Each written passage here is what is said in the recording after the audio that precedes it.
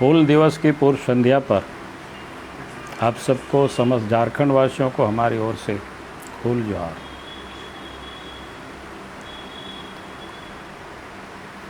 हूल दिवस झारखंड ही नहीं बल्कि संपूर्ण देश के लिए बड़ा गौरवपूर्ण इतिहास रहा है हूल दिवस की। क्योंकि 1855-56 में सिद्धू कान्हू, चांद भैरव और उनके दो बहन फूलो और झानो के नेतृत्व में उस समय अंग्रेज सरकार, जमींदार और उस समय जो साहूकार थे, जो लोगों का, गरीबों का, खास करके आदिवासियों का जो शोषण कर रहे थे, और उस समय की अंग्रेज सरकार और जमींदार उन शोषकों को संरक्षण दे रहे थे, अर्थात उन्हीं के देख रेख में ये शोषण बदसूरत जारी था। और इस शोषण के विरोध में, इस अत्याचार के विरोध में,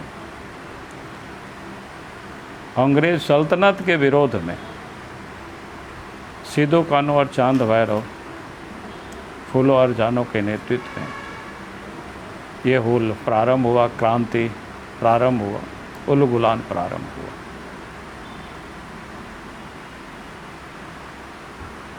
लोगों का ये कहना है कि आंदोलन इतनी तीव्र थी कि इतनी बड़ी तादाद में उस समय लोग अंग्रेज़ों के विरोध में लोग इकट्ठे हुए और अंग्रेज़ों के साथ जो लोगों ने संघर्ष किया, यानी उसकी जब आज के तारीख में हम सब लोग कल्पना कर तो यही सकते हैं।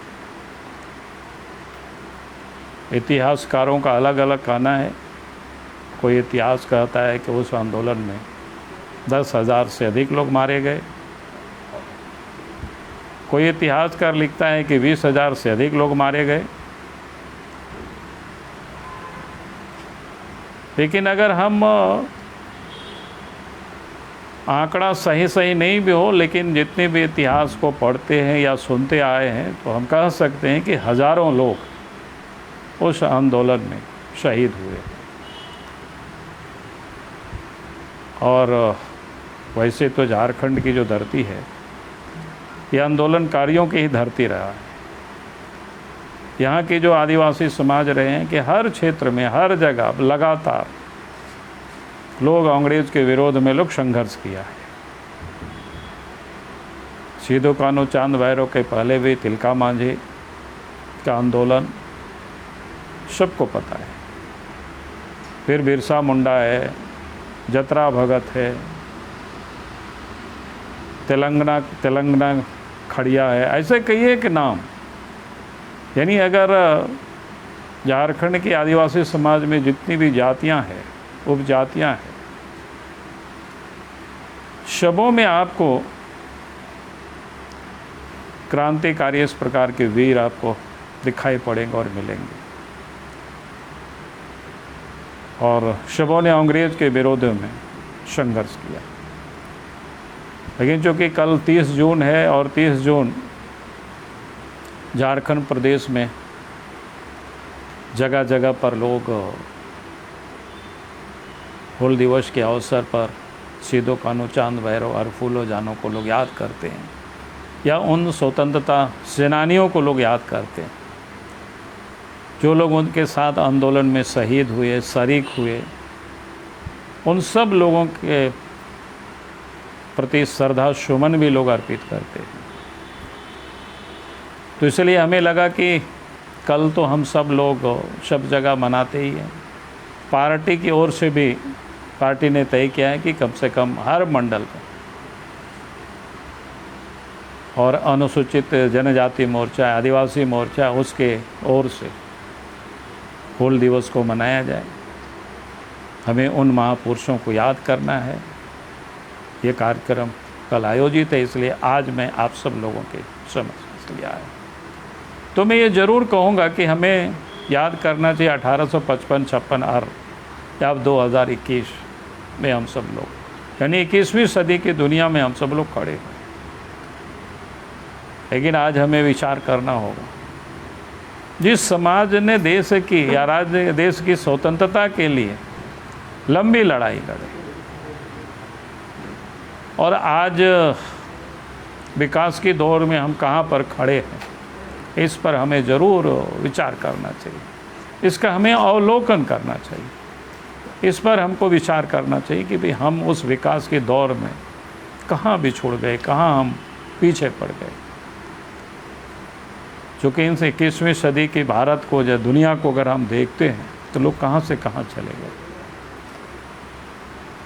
अब 1855-56 की अगर धरती को हम याद करेंगे, उस समय की जो विकास की पहियों को अगर हम उस समय नज़र दौड़ाएंगे, उस समय अंग्रेज भी जो आया करते थे समुद्री जहाज से आते थे, या फिर यूरोप से भी कोई आक्रांता आए तो घोड़ों पर चढ़ कर के लोग आए।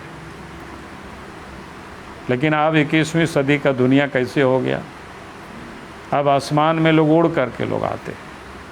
यानी तकनीक का, टेक्नोलॉजी का इतनी विकास हुआ, इतनी वैज्ञानिक शोध हुए, आविष्कार हुए, लेकिन हम अगर विचार करते हैं तो हमें लगता है कि आज भी हम पीछे हैं।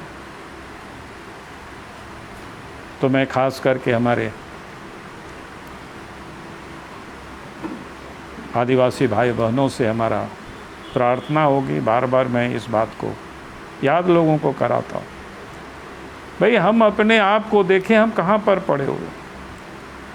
मैं कभी कभी कहता हूँ कि अगर आज के तारीख में हमारे वो शहीद हुए,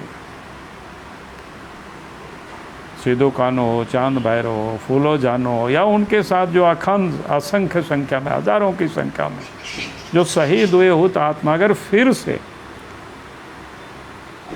अगर धरती पर ऐसे अवतार हुए तो हमें लगता है कि हमारे गांव गलियों और हमारे जीवन को देख करके शायद प्रसन्न नहीं होंगे बल्कि दुखी होंगे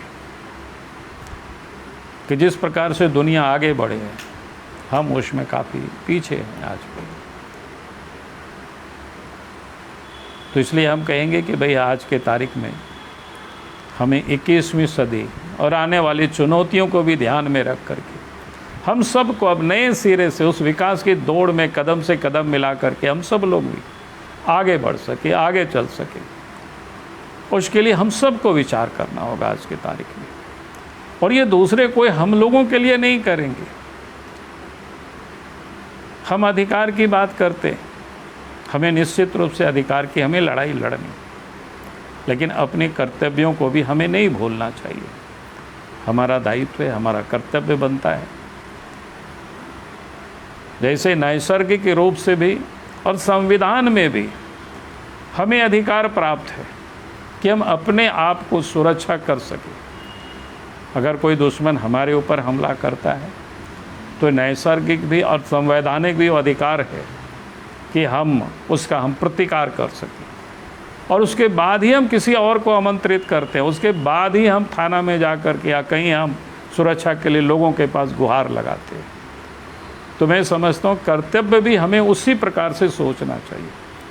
अगर हमारा अपने आप को आगे विकास करनी है तो खुद को तैयार होना पड़ेगा, खुद की अपनी पीढ़ी को हमें तैयार करना पड़ेगा, ताकि आने वाली जो हमारी पीढ़ी, हमारी संतति है वो भी आगे बढ़ सके। उसके लिए विकास की जितनी भी योजनाएं हैं उसको लेते हुए और अपने आप को भी उस अनुरूप तैयार करना।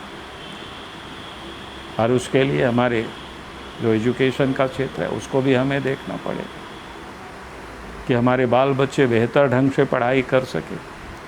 और पढ़ाई का मतलब मैं ये कहता हूँ कि सिर्फ अच्छा ज्ञान नहीं, पढ़ाई का मतलब ज्ञान प्राप्त करना, भले और बुरे की समझ पैदा होना, अच्छा क्या है बुरा क्या है इसको हमें समझना पड़ेगा। और इसे समझ करके फिर हम आगे कुछ कदम को बढ़ा सकते हैं, आगे हम कुछ कर सकते हैं, अपने लिए भी कर सकते हैं, परिवार के लिए भी कर सकते हैं, अपनी गांव मोहल्ला और समाज के लिए भी कर सकते हैं, फिर हम राज्य के लिए भी कर सकते हैं। तो हमें इस काम को निश्चित रूप से करना। और इसलिए मैं बार बार इस बात को कहता हूँ। मैं लोगों को एक उदाहरण एक बार मैं इस उदाहरण को लोगों को देता हूँ कि जैसे मैंने पहले ही कहा कि आज अगर वो सारे हुतात्मा फिर से पैदा हो धरती में तो हमें देख करके उनको प्रसन्नता नहीं होगी। मैं लोगों को कहता हूँ कि हमारी आदत है घूमते रहने की। आज भी अगर आप किसी म्यूज़ियम में जाएंगे, दुनिया के किसी भी म्यूज़ियम में, तो उस म्यूज़ियम में हम देखेंगे 1855-56 की जो वहाँ की कलाकृति है या वहाँ जो विकास किया था उस म्यूज़ियम में रखा हुआ आपको मिलेगा। उस समय की खेतीबाड़ी की जो पद्धति, उस समय जिस बर्तन में लोग खाना पकाते थे, कैसे उस समय लोग रहते थे, वो आज भी उन विकसित देशों में भी आज मिलेंगे। वो इस बात को याद कराता है कि हमारे पूर्वज उस समय किस अवस्था में थे और आज हम कहाँ तक आज हम पहुँचे, ये बिल्कुल स्पष्ट दिखता है। जैसे उस समय कोई बैलगाड़ी पर चलता था, वो बैलगाड़ी का नमूना भी आज दिखाई पड़ता है, लेकिन आज वो बैलगाड़ी सड़कों पर चलते हुए नहीं दिखाई पड़ता है। अब सड़कों पर मोटर गाड़ी चल रही है, आसमान में हवाई जहाज़ चल रहा है, पानी में जहाँ पहले नाव से लोग जाते थे आज वहाँ भी आप बड़े बड़े स्टीमर चल रहे हैं, जहाज़ चल रहे हैं पानी में भी। कहने का अर्थ है कि किस प्रकार से एक चीज़ में लोगों ने विकास किया। पहले आप देखें किस प्रकार से पाषाण युग में जो लोग पत्थर से लोग लड़ते थे, फिर लाठी डंडा से लोग लड़ने लगे, फिर तलवारों से लोग लड़ने लगे, फिर बंदूकों से लोग लड़ने लगे। लेकिन आज उसका ही विकसित और परिष्कृत रूप जिसको कह सकते हैं, एटॉमिक हथियार। आप तो रोज़ देख रहे हैं, आदमी छोड़ दीजिए, आप तो ड्रोन से हमला हो रहा है जहाँ मानव रहित है। तो कहने का अर्थ मेरा इतना ही था कि तकनीक के दुनिया में कितनी आगे, और आज भी आप देख रहे हैं। पहले सोचो सीधो कानू और चांद भैरव या उस समय जो भी लोग आंदोलन कर रहे थे आज़ादी के समय, सूचना का तंत्र क्या था, मौखिक ही होता था, एक दूसरे का संवाद लोग पहुंचाते थे। लेकिन आज तो विज्ञान ने इतनी तरक्की की है, वैज्ञानिकों ने ये शोध करा है कि आज हम यहाँ से बोल रहे हैं, आप सब लोग आराम से सुन भी रहे हैं। कहने का अर्थ है कि किस प्रकार से तरक्की हुई है संसार में, कैसे विकास किया है लोगों ने। तो मैं अपने लोगों से ये कहूँगा कि हमें इस पर चिंतन मनन करना चाहिए कि हम एक इस विकास की दौड़ में कैसे हम पीछे पड़े हुए हैं। फिर मैं एक बात लोगों से और कहता हूँ, भाई दुनिया में उतने लोगों ने तरक्की किया है जिन लोगों ने जीवन में रिस्क को कवर किया है, जिन लोगों ने अपने आप को जोखिम में डाला है, जीवन की कोई परवाह नहीं किया, लेकिन लोगों को सुख और सुविधा पहुंचाने के लिए उस पर अथक लोगों ने परिश्रम किया। आज हम जिन तकनीक का उपयोग करते हैं, किसने आविष्कार किया, उसके कितने लोगों को नाम पता है, हम लोगों को भी नाम पता नहीं है। जो भले वो बच्चे कंपटीशन की तैयारी करते होंगे तो वो पढ़ करके जानते होंगे, क्योंकि उनको एग्ज़ाम में लिखना होता है, परीक्षा में देना होता है। लेकिन जिस यंत्र का जिन लोगों ने आविष्कार किया, उससे आज मानव जाति को कितनी लाभ मिल रहा है, हमें भी विचार करना कि भाई हमने कौन सा समाज को हम दे रहे हैं। आज हम जितनी चीज़ हम उपयोग कर रहे हैं, इस उपयोग में भी कितनी वैज्ञानिक लगे, कितनी लोगों ने मेहनत किया, कितना परिश्रम किया होगा। अब जितनी भी चीज़ हम उपयोग करते हैं, चाहे हम कपड़े लत्ते के उपयोग करें, इसके बारे में भी हम विचार कर सकते हैं। तो कहने का अर्थ है जिन वैज्ञानिकों ने, जिन लोगों ने मेहनत किया, परिश्रम किया, जिन लोगों ने अथक परिश्रम किया, उनके कारण ही आज हमें ये सारी सुख सुविधाएं की वस्तुएं हमारे सामने उपलब्ध है। और सुख सुविधाएं नहीं, जीवन की आवश्यक वस्तुएं हमारे सामने आज लोगों ने उपलब्ध करा दी। तो हमारा भी क्या फ़र्ज बनता है, हमारा भी क्या दायित्व बनता है। हम भी अगर इस धरती में आए हैं तो हम समाज को कुछ दे के जाएँ, आने वाले पीढ़ियों को कुछ दे के जाएँ। उसके लिए हम सबको मेहनत करना होगा, तभी ये श्रद्धांजलि पूरी होगी। नहीं तो उस समय, मैं तो कहता हूँ कि उस समय जो हमारे पुरखे जो लड़ाई लड़ रहे थे, आज़ादी के लिए लड़ाई लड़ रहे थे कि हम स्वतंत्र हो करके हम विचरण कर सकें, काम कर सकें। आज तो देश आज़ाद है, आज तो अपने राज्य में हम सब लोग यहाँ हैं, हमारे सामने ढेर सारे अवसर है, अपॉर्चुनिटी है। उस अवसरों का लाभ लेते हुए हमें आगे बढ़ने के लिए हमें प्रेरित करना पड़ेगा। हम उस दिशा में आगे बढ़ सकते हैं। लेकिन मैं समाज से एक चीज़ और कहूँगा, आग्रह करो, हमारे समाज में भी आज काफ़ी बुराइयाँ घुस आई है।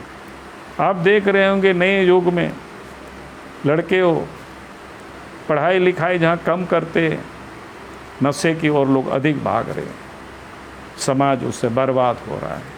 मैं उन नौजवानों से भी अपील करना चाहूँगा कि भाई हम इससे अपने आप को, अपनी सेहत को भी बचाएं, समाज को भी हमें, समाज की सेहत को भी हमें बचाना, हम सबको आगे आकर के आगे बढ़ना है।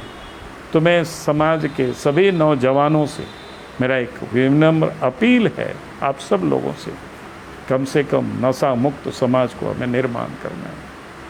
अगर हम इस पर विचार करेंगे, इस पर हम ठीक से सोच पाएंगे, तो अपने आप को भी ठीक होंगे, परिवार भी, समाज भी स्वस्थ होगा। और स्वस्थ जब होगा सब कुछ, तो फिर हम आगे की दिशा में बढ़ सकते हैं। अगर हम इन सारी चीज़ों पर ध्यान नहीं देंगे तो और दूसरों को ही दोष देते रहेंगे कि अमुक के कारण हमारी ये गरीबी है, अमुक के कारण हमारी पिछड़ापन का कारण है, तो मैं समझता हूँ कि हमारे अंदर में जो बुराई है वो समाप्त नहीं होगी। और ये बुराई जब तक समाप्त नहीं होगी तब तक फिर ये दूसरा कोई समाप्त नहीं कर सकता है। इसके लिए तो हमें खुद दृढ़ संकल्प लेना होगा, मजबूती से संकल्प लेना होगा। और तभी तो उन सारे लोगों ने देश को इसलिए तो आज़ाद किया था, ताकि अपने हाथों में शासन होगी और अपने से हम इस देश की, प्रदेश की, समाज के विकास के लिए हम कुछ कर पाएंगे।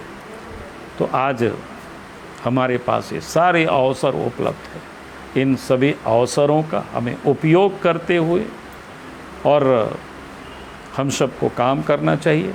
मैं यही आप सब लोगों से निवेदन करने के लिए, अपील करने के लिए, और फिर मैं बार बार ये कहूँगा, आज का दिन हम सब लोग उन शहीदों को हम सब लोग याद करें, जिन लोगों ने शोषण के विरुद्ध जो लड़ाई लड़ी थी, अंग्रेज के विरुद्ध, सत्ता के विरुद्ध लड़ाई लड़ी थी। तो एक लड़ाई समाप्त हो गई है। अब हमें विकास के लिए अपने आप को लड़नी है, अपने आप को तैयार करनी है। और मैं समझता हूँ कि अगर आप सब लोग मेहनत कर लेंगे, एक बार संकल्प ले लेंगे, तो मैं नहीं समझता हूँ कोई कठिनाई है। एक बार आपको संकल्प लेना है, आपके पास सब कुछ उपलब्ध है। भगवान ने हम सबको ज़मीनें भी दी हुई है, हम उस ज़मीन में, हम उसमें मेहनत कर सकते हैं। और उससे भी भारत सरकार की ओर से भी कृषि के क्षेत्र में, पशुपालन के क्षेत्र में अनेक प्रकार की जो सहयोग मिल रही है, राज्य सरकार की ओर से भी हम उन सहयोगों को प्राप्त करके हम हर हमेशा आगे बढ़ने की हम सब लोग कोशिश करें, मेहनत करें, परिश्रम करें। तो मुझे लगता है कि आज के तारीख में हूल दिवस के अवसर पर सिदो कान्हू चांद भैरव और फूलो जानो और उनके साथ जितने भी लोग शहीद हुए, उन लोगों की सच्ची श्रद्धांजलि यही होगी कि हम सब लोगों को अपने विकास के लिए, परिवार के विकास के लिए, समाज के विकास के लिए, राज्य के विकास के लिए हम सब लोगों को जुट जाना है। उस काम में हम सबको अपने आप को लग जाना है। इतने ही कह करके आज मैं अपनी बातों को समाप्त करता हूँ। फिर से आप सबको पूर्व संध्या पर हमारी ओर से बहुत बहुत धन्यवाद और फूल जोहार।